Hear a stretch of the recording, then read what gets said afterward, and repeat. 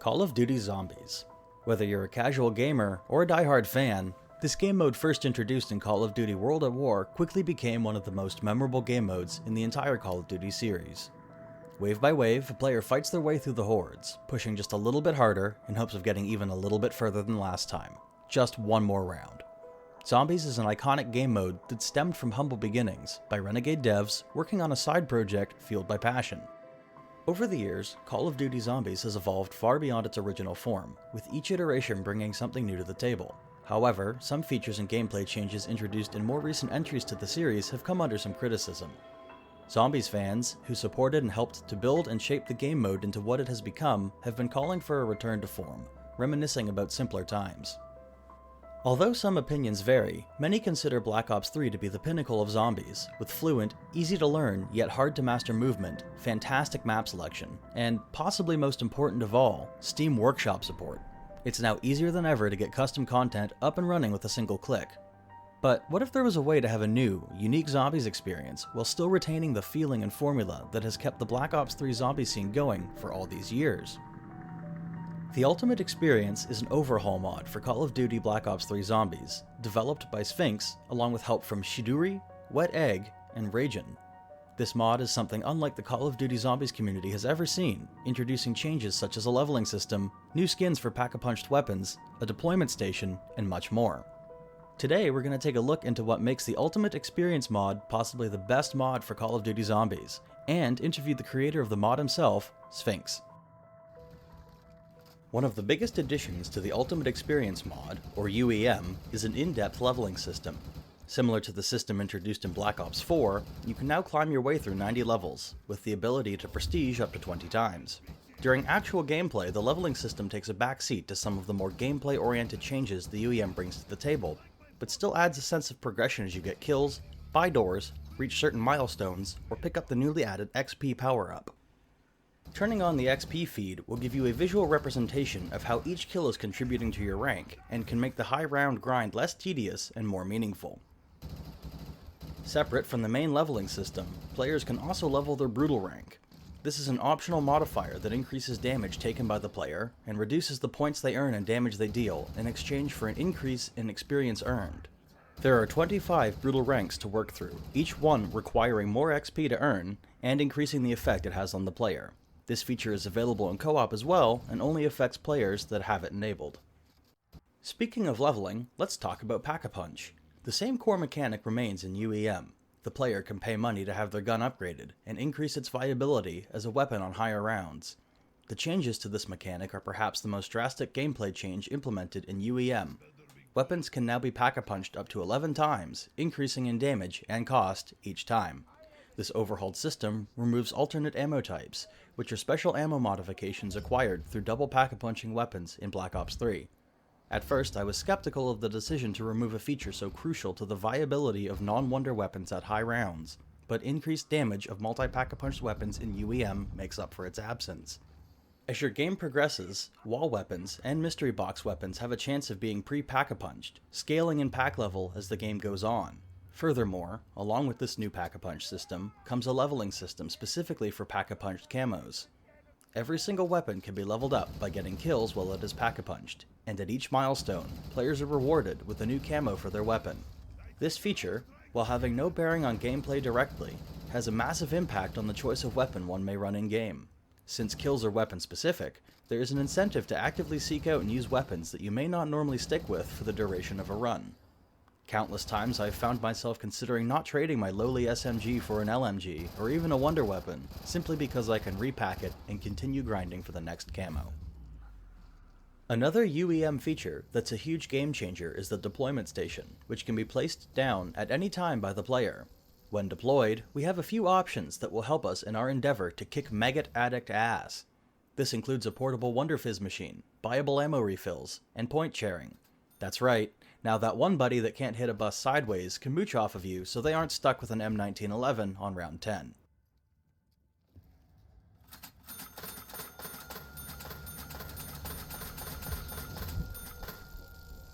The deployment station also allows you to activate the Rage Inducer, turning even the most docile round 1 Shambler into a verrooked sprinter.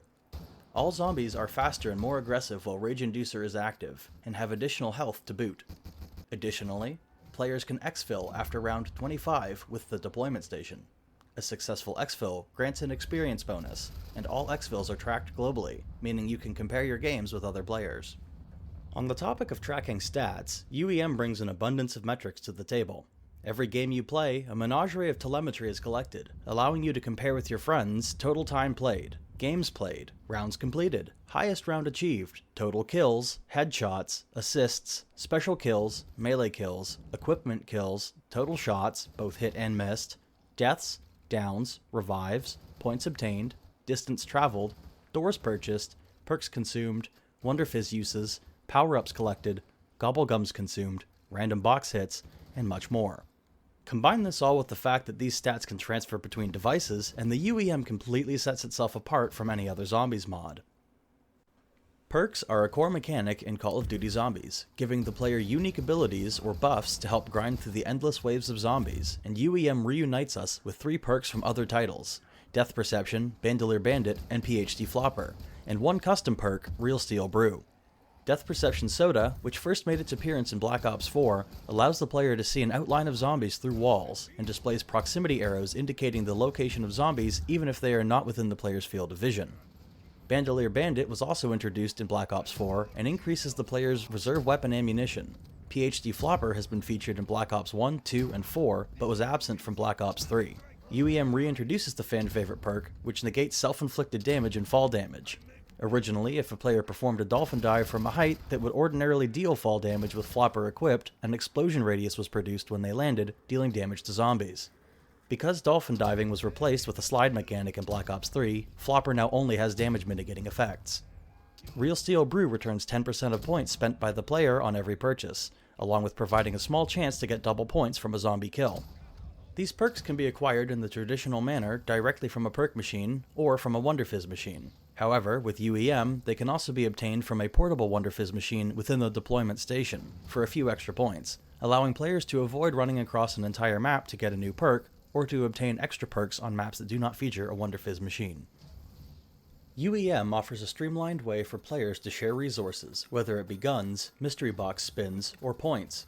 Players may also allow teammates in their co-op games to take a weapon from the mystery box, regardless of who used points to spin the box, simply by knifing it. Furthermore, weapons are now dropped on the ground instead of discarded when a player purchases a weapon from the wall or mystery box, similar to Black Ops Cold War. This not only allows players to share and exchange weapons, but can also allow for a cheeky reshuffle of guns to make sure players don't lose that wonder weapon that they're really going to need in the event that they go down and need to reacquire perks. In addition to overhauling the zombies experience, UEM also allows for numerous customization options of both the base game and of the mod itself. The base zombies game can be altered by changing the difficulty, the starting round, and even setting an end game threshold once a time or kill limit is met. Players may choose to disable traps within the maps, set specific gobblegums, and modify items from the mystery box, pack-a-punch, and perk machines.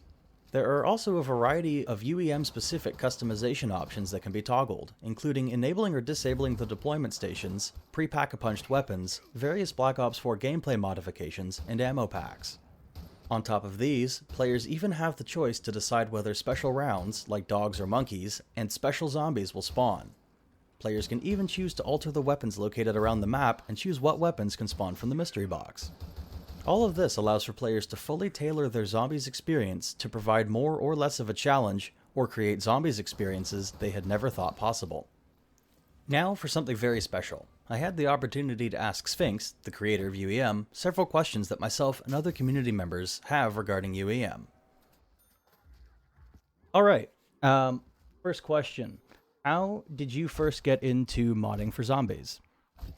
Ooh, great question. So I started modding World of Warcraft when I was 12. I started at the Burning Crusade, and then I was modding that for a couple of years till 2016. And I've always loved World of War zombies and modding, but there wasn't a way where my computer was handling it well enough, and it never worked for me. For some reason, I was never able to completely compile a map and such. So when the alpha tools for the mod tools came out, this was in 2016, I was immediately in love, and I really wanted to make maps, and that's where it all started. How do you feel about zombies in later titles after Black Ops 3?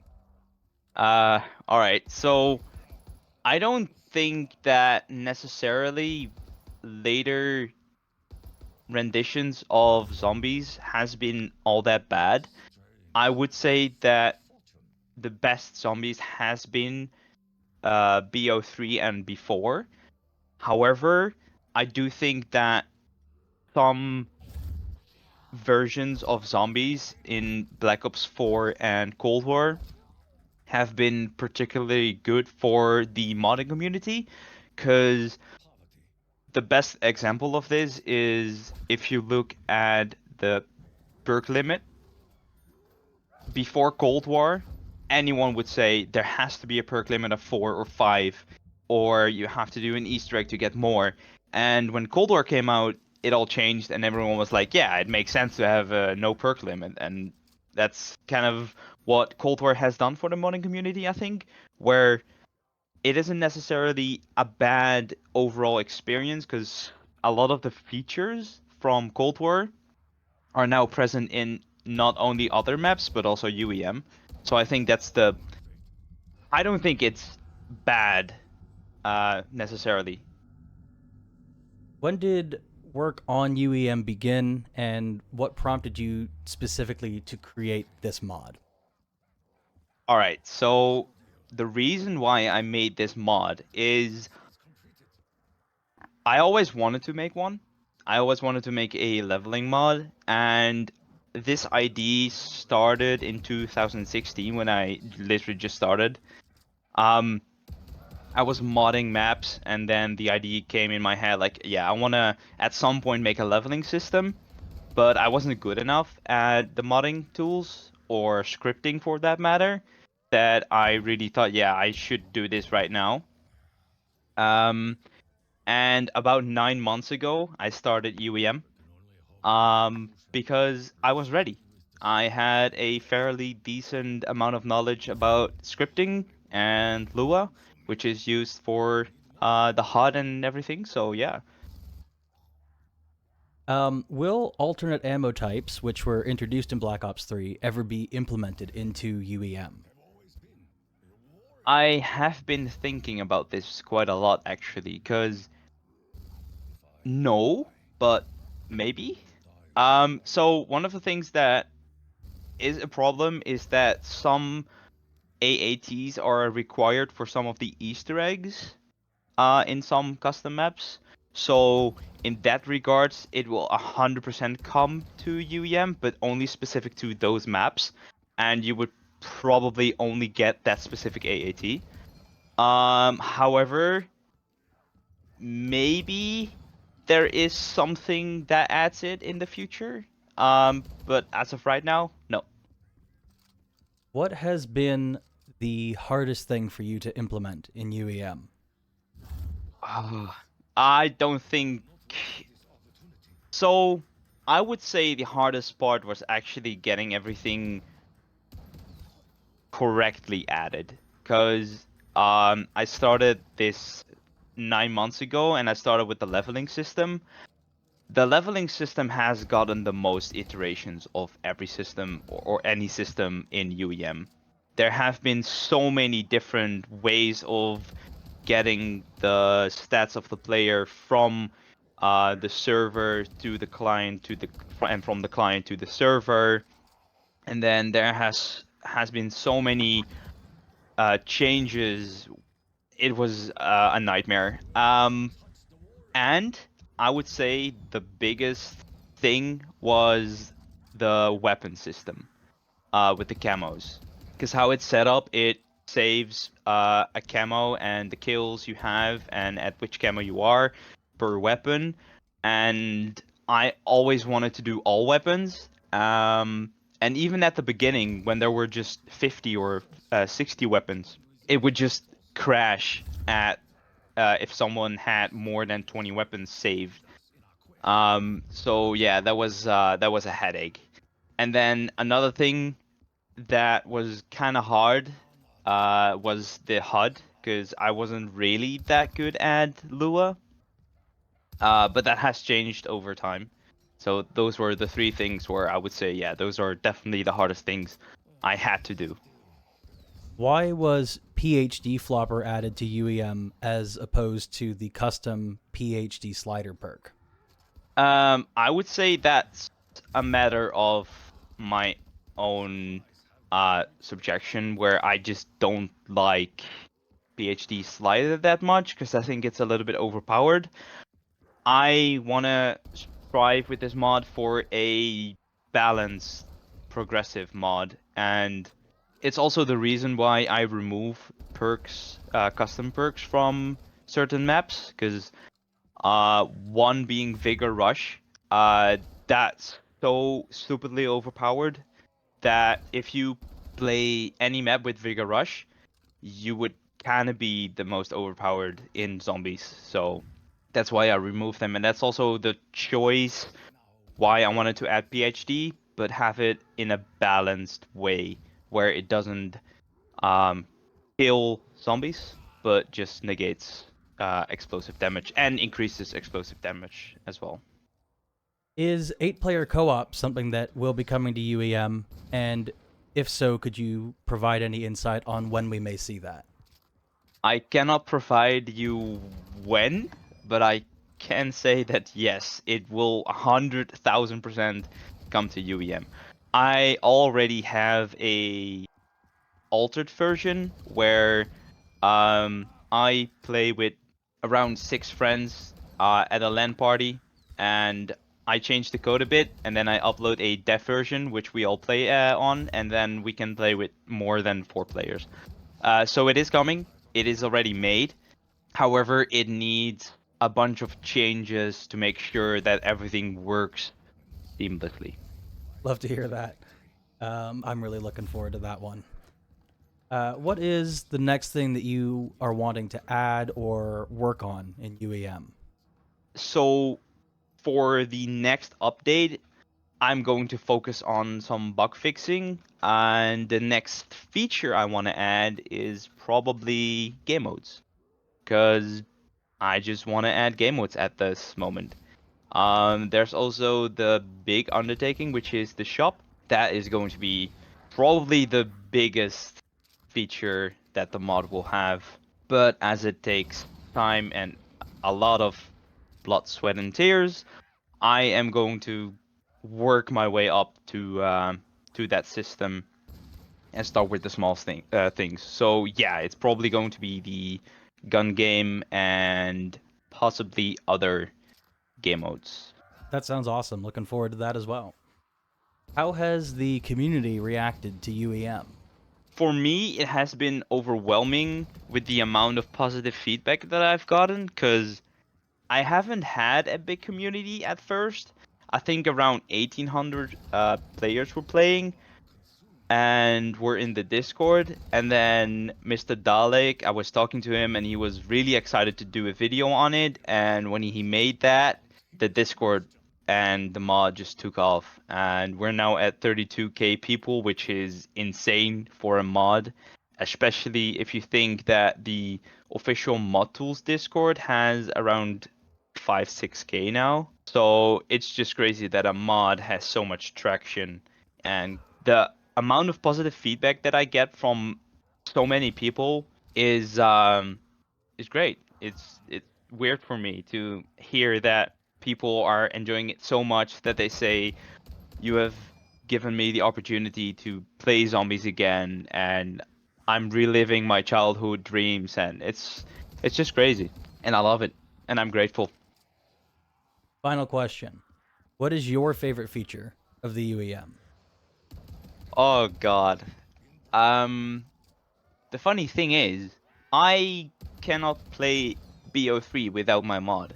If I play for whatever reason, I need to test my own maps or something, and I don't have UEM enabled, it, it's just weird playing without. So saying which feature I like the most is gonna be difficult, because it's my vision of what a mod should add. So I would say all features because I like all of them. But if I have to choose, I would probably say, oh God, this is so hard. The upgrade system. The upgrade system for the weapons, the repack system. Old proverb, never meet horse in face. If you've made it this far in the video, thanks. You have no idea how much that means to me. I really appreciate it. I wanted to give a shout out to Sphinx for taking the time to have a little chat with me about the mod he's been working on, and I also wanted to give a shout out to my buddy Savage12.5. Without him, this video wouldn't have happened. He had a huge hand in helping me write the script, and with him and our buddy Upset Colton23, they helped me record some co-op footage for this, and they're absolute legends. You guys rock.